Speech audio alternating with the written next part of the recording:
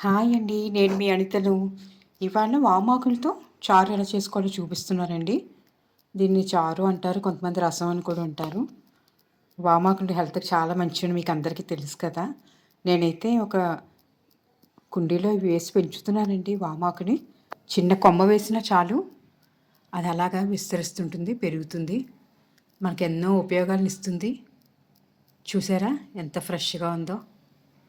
ఆ మధ్య బజ్జీలు వేశాను కదా! తర్వాత మళ్ళీ ఇప్పుడు కొత్త చిగుర్లు వచ్చినాయి. కొత్త ఆకులొచ్చాయి. ఇప్పుడే ఫ్రెష్‌గా కోసానండి. ఒక 15, 20 ఆకులు తీసుకున్నాను. బాగా వాష్ చేసుకున్నాను. ఇది ఉంచుకుంటే చాలా మంచిదండి.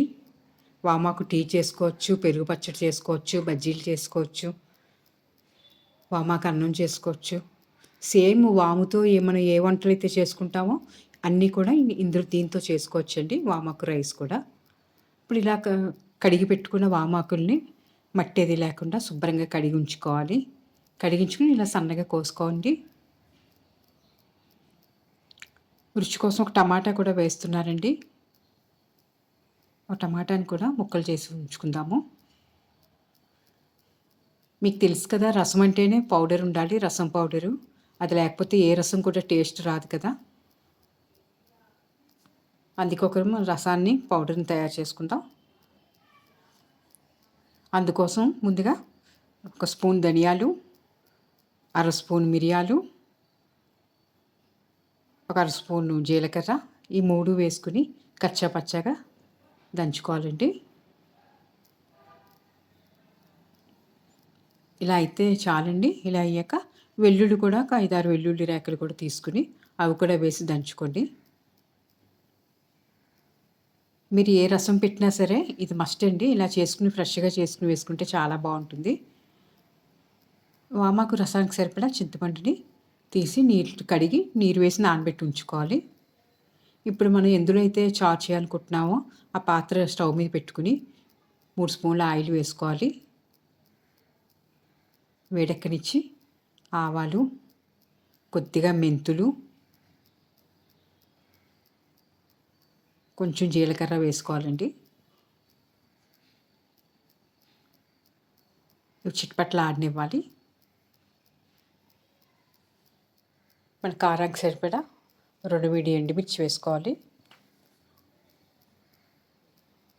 అలాగే కొద్దిగా కరివేపాకు కూడా వేసుకోవాలండి.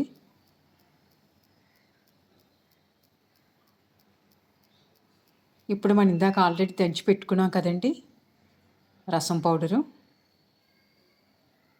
దీన్ని వేసుకోవాలి. మనం ధనియాలు, జీలకర్ర, మిరియాలు వేయించి వేసుకోలేదు కదండి, అందువల్ల ఈ పోపులో వేసి కాసేపు పచ్చిదనం పోయే వరకు వేగనివ్వాలి.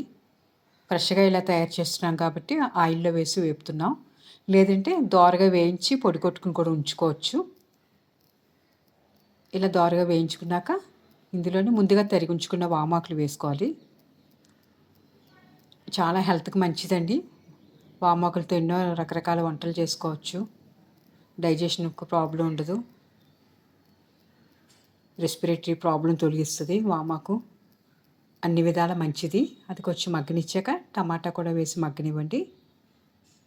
కొంచెం 2 మగ్గాయి కదండి. ఇప్పుడు ముందుగా తీసి ఉంచుకున్న చింతపండు రసాన్ని వేసుకోవాలి. నేను చిక్కని చింతపండు రసం తీశాను కాబట్టి ఒక గ్లాసు వాటర్ కూడా వేస్తున్నానండి.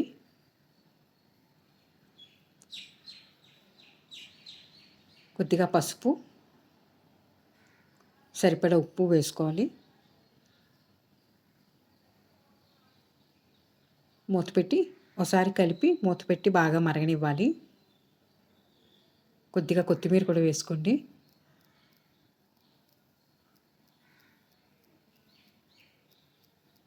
రసంకి కొంచెం ఈ పౌడర్ వేసే మిరియాల ఘాటుగా తగ్గించడానికి కొద్దిగా నేను బెల్లం వేసుకున్నానండి.